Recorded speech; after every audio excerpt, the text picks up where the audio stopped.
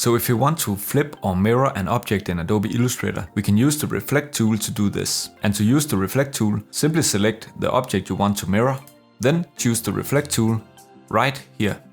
And there's a couple of different ways we can use this tool.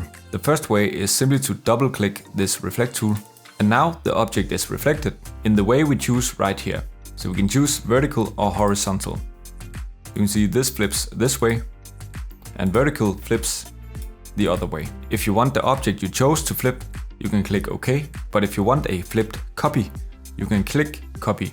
If you want a little bit more control, instead of just double clicking this reflect icon, you can hold down the Alt key or the Option key on Mac and move this small crosshair right here to where you want the object to flip. So if you want this object to flip vertically, you just put it right on the edge right here. And it doesn't matter if it's here or here, just on the edge of the object. And when you release the mouse key, this window will pop up. And here we can do exactly like before. So if I choose a copy like this, I will now have a full star. So use this tip in your next project. If you like this video, you can hit the like button, or you can watch this next video that YouTube recommends for you.